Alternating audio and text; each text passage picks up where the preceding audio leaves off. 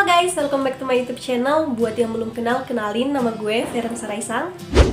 Nah, kalau dipikir-pikir, emang udah cukup lama juga ya gue nggak buat konten sharing kayak gini. Sebenarnya, I'm changing my YouTube concept a bit.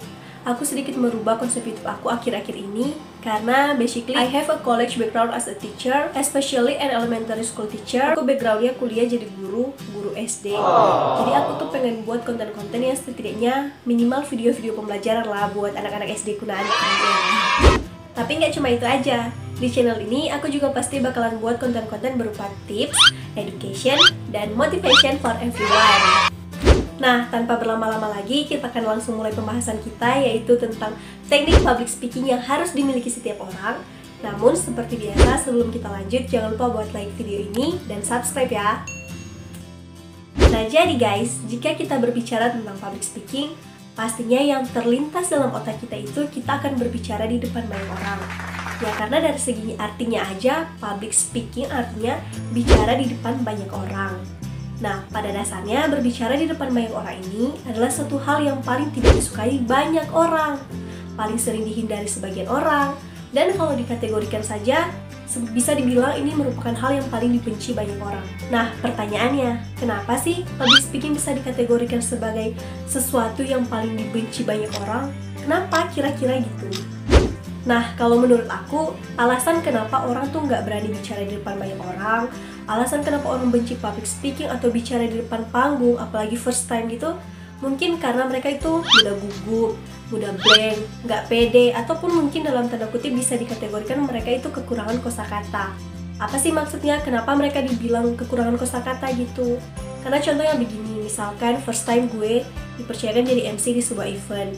Nah terus tiba-tiba pas di depan itu panggung gue gugup, blank gitu. Gue nggak tahu harus ngomong apa untuk mengalihkan situasi itu. Nah beda halnya kalau misalkan orang tersebut punya banyak kosakata, dia mungkin bisa mengalihkan pembicaraan dan berbicara sesuatu yang setidaknya bisa menghidupkan suasana itu. Berbeda halnya dengan orang yang mungkin kekurangan kosakata. Kalau misalkan dia itu sudah gugup di depan, palingan dia jadi patung di depan terus nggak tahu mau ngomong apa. Jadi buat kalian penting untuk menguasai dan memperbanyak kosakata kalian.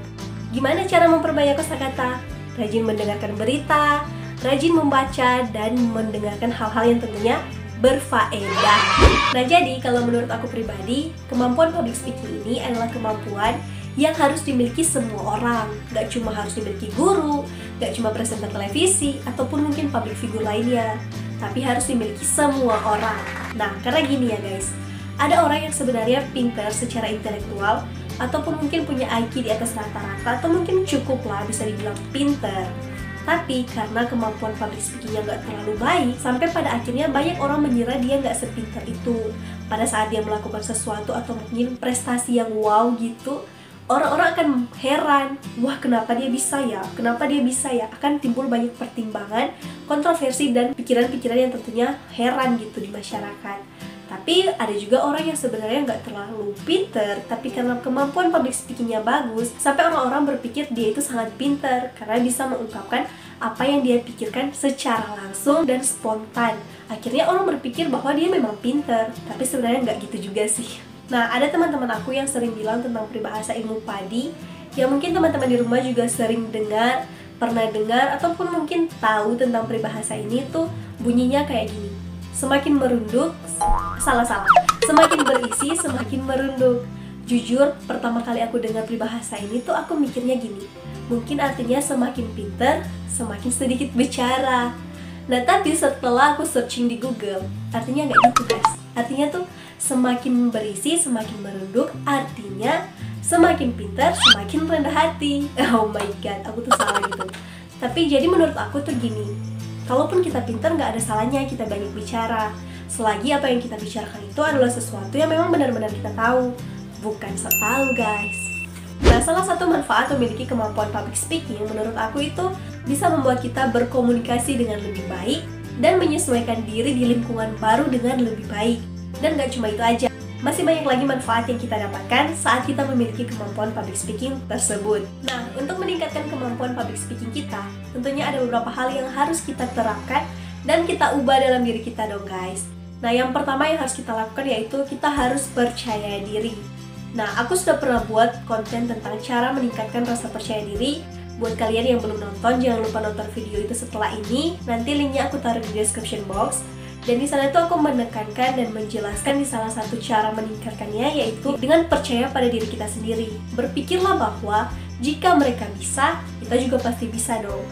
Karena mereka makan nasi, kita manusia, mereka manusia, sama-sama pasti bisa melakukannya.